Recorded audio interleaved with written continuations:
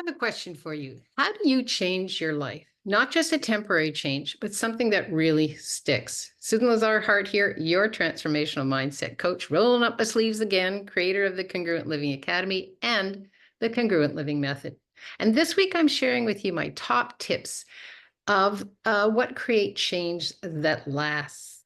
What I've noticed with new clients coming in is when they say they've failed at creating change in their lives, it can be because of the stories that they're hanging on to. They've decided that this or that can't happen, or this is not possible based on their past experience. So instead of being curious, they use these stories to limit their doing, their being, and their choosing anything different. And that, my friend, is where we're at now and what we're going to change today.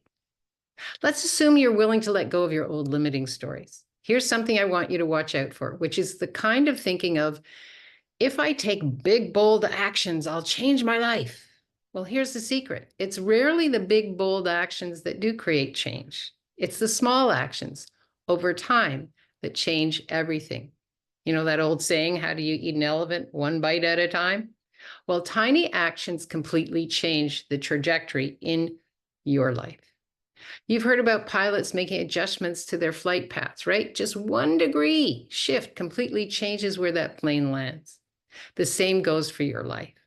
When you want to change something in your life, ask yourself, what's my next best step? Choose one small action, then do it. So are you giving yourself tiny excuses or are you taking tiny actions? Tiny excuses sound like, oh, I'll get to that. I'll put it over there. I don't have time. When life isn't so busy, I'll do that. When I have more time, I'll do that. But you see, life will always be busy. We are creators. We are in the midst of change all the time. So the question is your life full of what you want, what you desire to create, or is it full of what you've been tolerating so that it feels normal to keep expecting things not to go the way you're asking for? When you tell yourself, I'll get to that, you build the habit that the idea of what you desire will actually never happen. Those big ideas, those actions, those projects start stacking up and it gets overwhelming. The overwhelming feeling adds to limiting stories you tell yourself so that you never stick to things that seem to create the change you're asking for. Yeah. And all of this is evidence you use against yourself and use as reasons why things don't change. Does this sound familiar to anybody? It sure did for me. And what I learned was to honor my word to myself. And trust me, I get it. I see this all the time with myself, with my clients. You can shift this. You can learn to honor your word to yourself. Here's how. Instead of letting those overwhelming tasks stack up and ultimately block you from taking action, it's time for a different approach.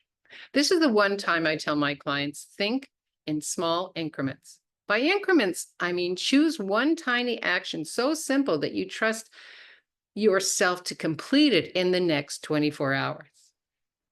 When you start tiny actions like this, you start stacking wins. Now, this is one of the things that I learned in when I was taking my certification in professional coaching and counseling.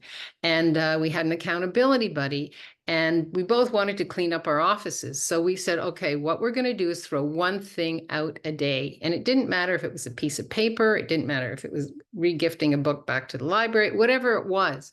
And what we did was we would just text, I threw this out today. And it stacked that habit, that honoring of your word to yourself. And you start building a closet full of evidence that you follow through on your dreams of, yes, I'll have this clean office. Yes, I'll have that job. Yes, I'm going to create that. Yes, I'm going to get out there in the world. So instead of adding to limiting stories that prevent you from living a life you love, you learn to feel the joy from the inside out of honoring your word to yourself by taking tiny actions that really work.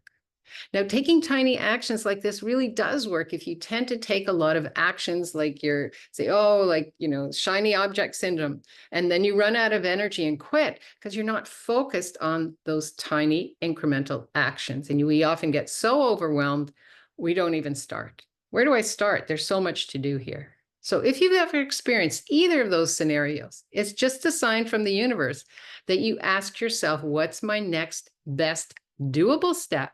Remember, I said within 24 hours. So you can make more consistent progress. Now, tiny actions lead to big wins. That's the truth. Think of something you really want to have in your life. And I'll leave you with a question that I shared earlier. What's my next best step here?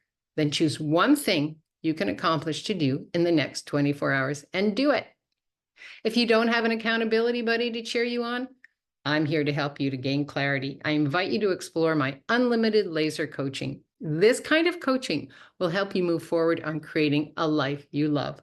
SusanLazarHart.com/laser coaching. And I will see you on the other side.